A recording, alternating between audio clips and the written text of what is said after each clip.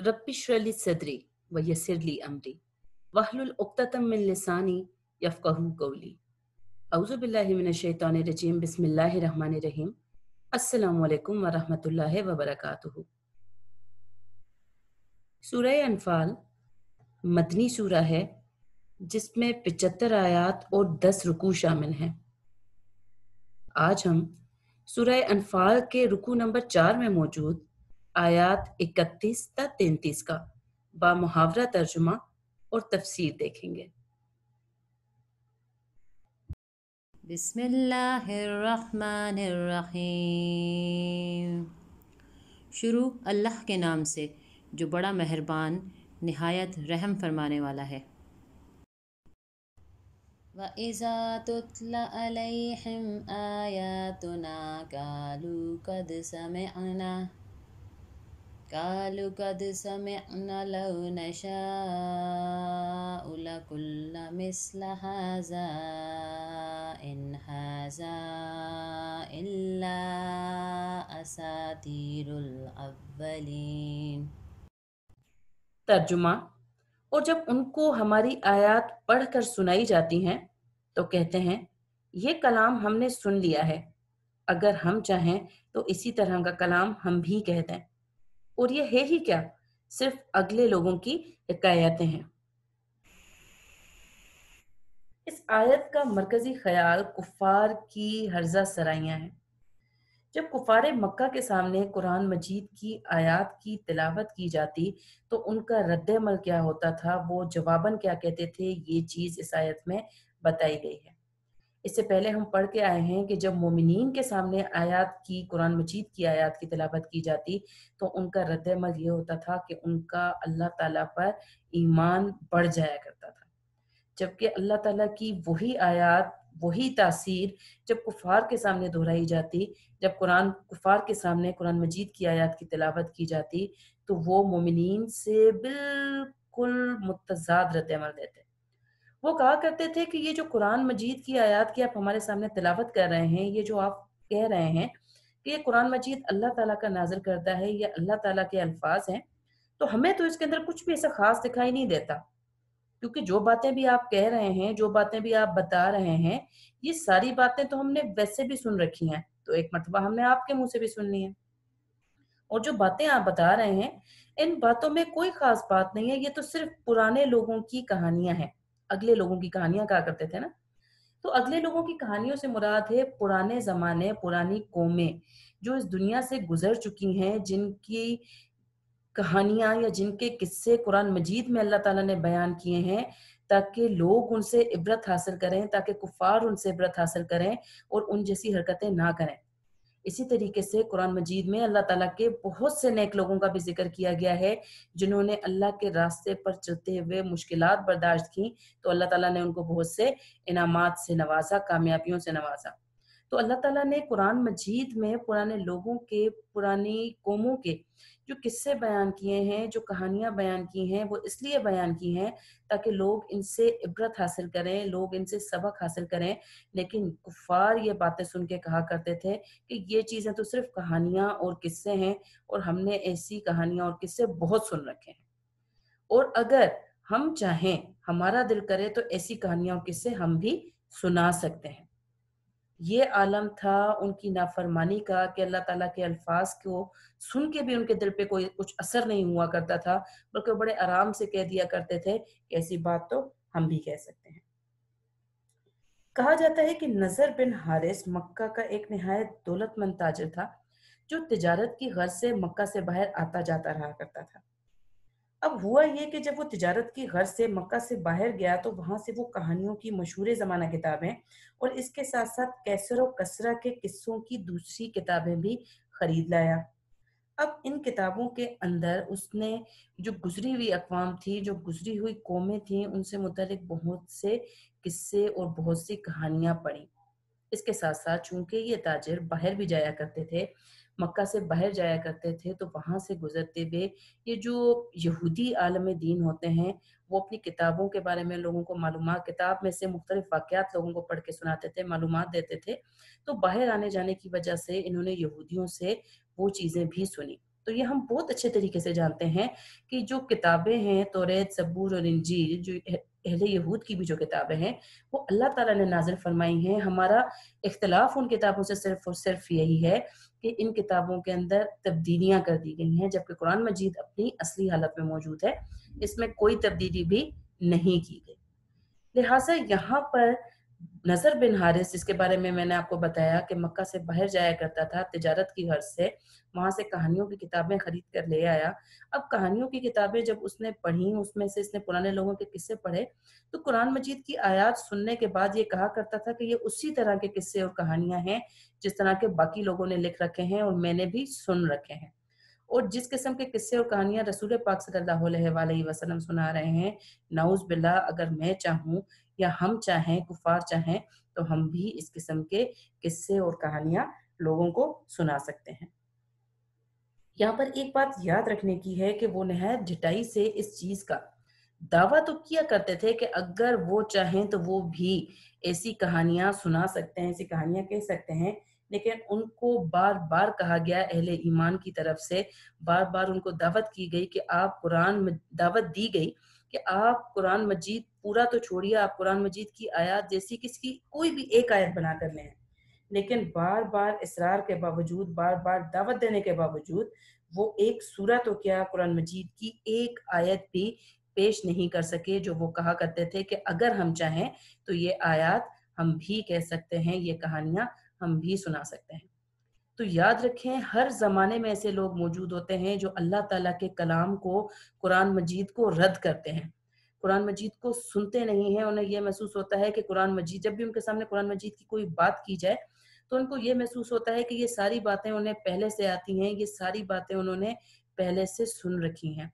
तो ये सिर्फ़ और सिर्फ़ उनके कुफ़र का एक दर्जा कह लें कि कुफ़र का उनका एक दर्जा होता है, इतने आला दर्जे पे कुफ़र के पहुँच चुके होते हैं कि उनको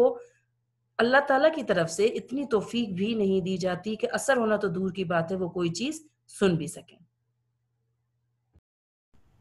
وإذ قالوا اللهم إن كان هذا هو الحق من عندك فأمطر علينا حجارة من السماء أو ائتنا بعذاب أليم.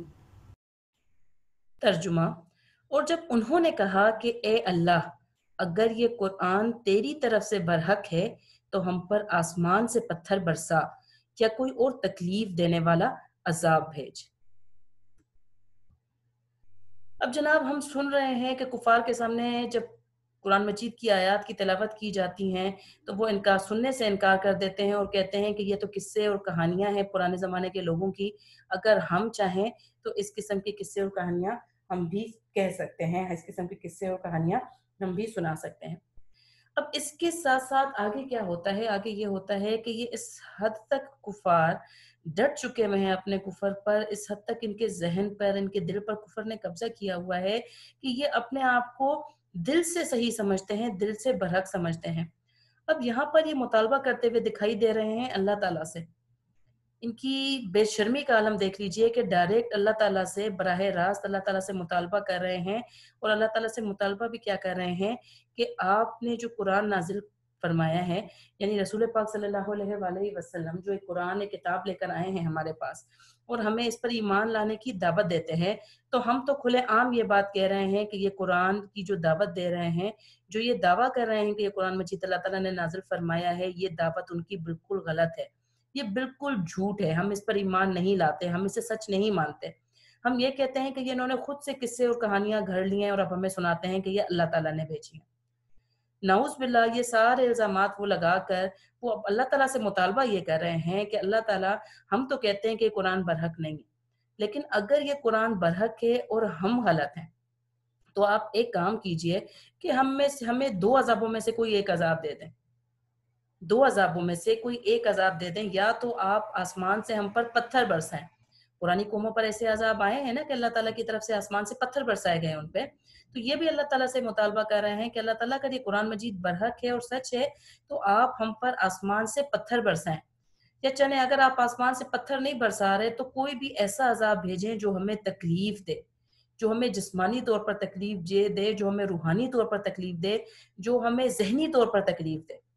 تو اگر آپ قرآن مجید سچا ہے اور ہم جھوٹے ہیں تو آپ آسمان سے ہم پر پتھر برسائیے اور ہمیں کوئی بھی تکلیف دینے والا عذاب بھیجیے۔ اب روایتوں میں آتا ہے کہ یہ دعا مانگنے والے کون لوگ تھے، یہ مطالبہ کرنے والے کون لوگ تھے۔ تو روایتوں میں آتا ہے کہ ابو جہل وہ شخص تھا جو کفار کی طرف سے بارہا اس چیز کا اظہار کیا کرتا تھا کہ اگر قرآن مجید برحق ہے تو ان پر عذاب نازل کیا جائے۔ اس کے ساتھ ساتھ نضر بن حارث، جس کا میں نے پچھلی آیت میں ذکر فرمایا تھا، یہ بھی ایک بہت دولت مند تاجر تھا مکہ کا، یہ بھی کہا کرتا تھا، اللہ تعالیٰ سے مطالبہ کرتا تھا، بہت ساری جگہوں پر ذکر آتا ہے کہ یہ بھی کہا کرتا تھا کہ اگر قرآن مجید برحق ہے، سچی کتاب ہے، تو اللہ تعالیٰ ان پر عذاب نازل فرمائے۔ ٹھیک ہے، اب اس کے ساتھ ساتھ یاد رکھیے کہ ہو سکتا ہے کہ یہ مطالبہ صرف ابو جہل کرتا ہو، یہ بھی ممکن ہے کہ یہ مطالبہ صرف نضر بن حارث کرتا ہو۔ اس کے ساتھ ساتھ یہ بھی ممکن ہے کہ یہ مطالبہ دونوں ہی لوگ کیا کرتے ہوں، اور یہ بھی ممکن ہے کہ ان دونوں میں سے کسی نے نہ کیا ہو، بلکہ جو اور کافر ہیں اور کفار ہیں انہوں نے کیا ہو، لیکن چونکہ یہ دونوں لوگ، یہ دونوں فرد وہ ہیں جو بارہا قرآن مجید کو رد کیا کرتے تھے اور اپنی بدتمیزیوں کی وجہ سے بہت زیادہ مشہور تھے، اپنی گستاخیوں کی وجہ سے بہت زیادہ مشہور تھے، بہت زیادہ عجیب و غریب قسم کی باتیں کیا کرتے تھے۔ ایک وجہ یہ بھی ہو سکتی ہے کہ ان کا ذکر روایتوں میں آتا ہو، لیکن جو بات ہمارے پاس کنفرم ہے، جو بات ہم کنفرمیشن کے ساتھ کہہ سکتے ہیں، یقین کے ساتھ کہہ سکتے ہیں، جو بات مستند ہے،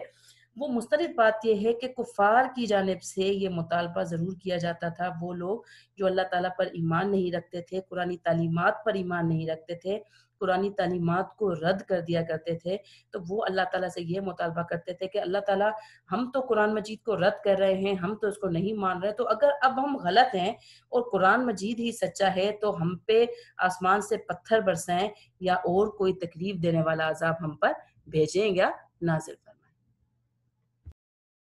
وما كان الله ليعذبهم وأنت فيهم وما كان الله معذبهم وهم يستغفرون۔ ترجمہ: اور اللہ ایسا نہ تھا کہ جب تک تم ان میں موجود تھے انہیں عذاب دیتا، اور نہ ایسا تھا کہ وہ بخشش مانگیں اور انہیں عذاب دے۔ اب پچھلی آیت میں نے آپ کو بتایا کہ کفار مکہ بڑی ڈٹائی کے ساتھ، بڑی بے حیائی اور بڑی بے شرمی کے ساتھ اللہ تعالیٰ سے مطالبہ کیا کرتے تھے کہ ہم تو کھلے عام تمام لوگوں کے سامنے آپ کو رد کرتے ہیں، آپ کی کتاب کو رد کرتے ہیں۔ تو پچھلی قوموں کے اوپر تو کہا جاتا ہے کہ جب جب لوگوں نے، پچھلی قوموں نے اللہ تعالیٰ کی کتاب کو رد کیا، اللہ تعالیٰ کے رسول صلی اللہ علیہ وآلہ وسلم کو تکالیف پہنچائی، تو ان پر تو اللہ نے عذاب بھیجا تھا۔ تو ہم تو کہہ رہے ہیں کہ آپ کے رسول صلی اللہ علیہ وآلہ وسلم بھی نعوذ باللہ جھوٹے ہیں، اور اس طرح قرآن مجید جو ہے وہ بھی آپ کی کتاب نہیں ہے، وہ سچی کتاب نہیں ہے۔ تو اگر اب ہم غلط ہیں تو جس طرح آپ نے پچھلی قوموں پر عذاب نازل فرمائے تھے، اب آپ ہم پر عذاب نازل کیوں نہیں فرماتے؟ تو عذاب آپ اسی وجہ سے ہمیں نہیں دے رہے کہ ہم صحیح ہیں، اس کا مطلب ہے کہ آپ کے رسول صلی اللہ علیہ وآلہ وسلم غلط ہیں اور قرآن مجید نعوذ باللہ جھوٹی کتاب ہے۔ تو اللہ تعالیٰ اپنی قرآن اس آیت میں جواب دے رہے ہیں ان کے سوالوں کا، کہ وہ جو کہتے ہیں کہ ہمیں عذاب کیوں نہیں دیا جاتا اگر ہم غلط ہیں۔ تو اللہ تعالیٰ اس آیت میں فرما رہے ہیں کہ آپ کو عذاب نہ دینے کی وجہ یہ نہیں ہے کہ آپ درست ہیں، آپ کو عذاب دینے کی وجہ یہ نہیں ہے کہ آپ غلط نہیں ہیں، بلکہ یہ بات یقینی ہے کہ آپ غلط ہیں، آپ اللہ تعالیٰ کے رسول صلی اللہ علیہ وآلہ وسلم کو رد کر رہے ہیں، آپ اللہ تعالیٰ کی کتاب کا انکار کر رہے ہیں، لیکن آپ کو عذاب نہ دینے کی وجہ صرف ایک ہی ہے، دو وجوہات ہیں آپ کو عذاب نہ دینے کی، اور وہ دو وجوہات یہ ہیں کہ سب سے پہلے تو رسول پاک صلی اللہ علیہ وآلہ وسلم آپ لوگوں کے درمیان میں موجود ہیں، اور اللہ تعالیٰ کا یہ قانون ہے کہ جب اللہ تعالیٰ کسی نبی کو، اللہ تعالیٰ جب کسی پیغمبر کو کسی قوم کے درمیان بھیجتا ہے اور وہ نبی بار بار اس قوم کو دعوت دیتا ہے کہ آپ گناہ چھوڑ دیجئے، آپ گناہوں کے راستے چھوڑ دیجئے اور اللہ تعالیٰ کے راستے کی طرف آ جائیں، تو جب تک نبی ان لوگوں کے درمیان میں موجود رہے اللہ تعالیٰ ان لوگوں پر عذاب نازل نہیں کرتا۔ تو اللہ تعالیٰ اس آیت میں رسول پاک صلی اللہ علیہ وآلہ وسلم کو بتا رہے ہیں کہ چونکہ آپ صلی اللہ علیہ وآلہ وسلم नेकी का पैगाम दे रहे हैं, बुराई से रोक रहे हैं और इन कुफ़ार के दरमियान मौजूद हैं। लिहाजा जिस वक़्त तक आप सल्लल्लाहु अलैहि वसल्लम इन लोगों के दरमियान मौजूद रहेंगे, अल्लाह ताला इनके बार-बार मुतालबे के बावजूद, इनके बार-बार कहने के बावजूद भी इन पर अज़ाब नाज़िल नहीं करेगा। ये हो गई अहम तरीन वजह। इसके साथ-साथ अल्लाह ताला एक और वजह बयान कर रहे हैं और अल्लाह ताला दूसरी वजह ये बता रहे हैं कि इन लोगों में ही, यानी ये जो कुफ़ार हैं, जो रसूल पाक सल्लल्लाहु अलैहि वसल्लम की दावत से इनकार कर रहे हैं, अल्लाह ताला की किताब से इनकार कर रहे हैं। अल्लाह ताला कहते हैं, मैं इन लोगों पर अज़ाब इस वजह से नाज़िल नहीं फरमा रहा, क्योंकि इन्हीं लोगों में कुछ मुसलमान भी मौजूद हैं। वो मुसलमान ऐसे हैं जो मुझसे दुआए मग़फ़िरत करते रहते हैं, जो मुझसे बख़्शिश माँगते रहते हैं। तो क्या ऐसा मुमकिन है कि एक आबादी ऐसी है कि जिसमें सरकश मौजूद हैं, जिसमें नाफ़रमान मौजूद हैं, लेकिन उसी आबादी में कुछ ऐसे लोग भी मौजूद हैं जो मुझसे मग़फ़िरत की दुआ माँग रहे हों, जो मुझसे मग़फ़िरत की बख़्शिश की दुआ माँग रहे हों, और मैं गुनाहगारों की वजह से बख़्शिश की दुआ माँगने वालों पर भी अज़ाब नाज़िल कर दूँ? अल्लाह ताला कहता है, मैं ऐसा नहीं करता, मेरा ऐसा कानून ही नहीं है। जब तक रसूल पाक सल्लल्लाहु अलैहि वसल्लम इन कुफ़ार के दरमियान मौजूद हैं, एक उम्मीद है कि शायद इन लोगों में से कुछ और लोग इस्लाम कबूल कर लें, लिहाजा उन पर अज़ाब नाज़िल नहीं किया जाएगा। इसी तरह जब तक उनमें वो लोग मौजूद हैं जो अल्लाह ताला से मग़फ़िरत की दुआ माँग रहे हैं, जब तक वो लोग इन लोगों के दरमियान में मौजूद हैं, अल्लाह ताला तब तक इन लोगों पर अपना अज़ाब नाज़िल नहीं करेगा। हाँ, अल्लाह ताला अज़ाब अगर नाज़िल करना चाहेगा उन पर, तो सबसे पहले रसूल पाक सल्लल्लाहु अलैहि वसल्लम को हुक्म दे देगा कि वो इन लोगों के दरमियान में से हट जाएँ, चले जाएँ, किसी और जगह चले जाएँ। उसके बाद अल्लाह ताला अज़ाब दिया करता है, लेकिन जब तक अल्लाह ताला का नबी किसी कौम में मौजूद हो और ऐसे लोग मौजूद हों जो मग़फ़िरत की दुआ कर रहे हों, तब तक अल्लाह ताला किसी भी कौम पर अपना अज़ाब नाज़िल नहीं किया करता।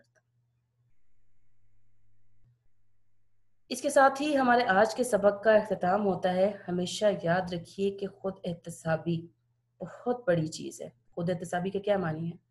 खुद एहतसाबी के से मुराद ये है कि आप जो काम भी करते हैं, चाहे वो अच्छा काम कर रहे हैं या बुरा काम कर रहे हैं, उस पे सोच विचार करने की आदत डालिए और ये सोचने की आदत डालिए कि आया जो काम मैं कर रहा हूँ या आया जो काम मैं कर रही हूँ, ये काम सही है या गलत है। और अगर कोई काम आप गलत कर रहे हैं ना, तो गलत काम को गलत समझना सीखिए। हमने कुफ़ार के बारे में पढ़ा कि बड़े ही दावे के साथ गलत काम किया करते थे, लेकिन मानते नहीं थे कि ये गलत काम है। और उनके कुफ़र का ये आलम था कि जो गलत काम करते थे, तो दिल से उसको सही काम समझ रहे होते थे और ज़हनी तौर पे भी उस काम को बिल्कुल सही समझते थे।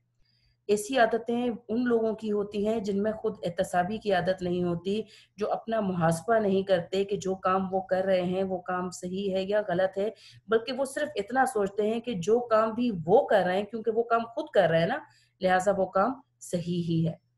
लिहाज़ा कोशिश कीजिए कि जो काम भी कर रहे हों, अपना एहतसाब खुद कीजिए। इस चीज़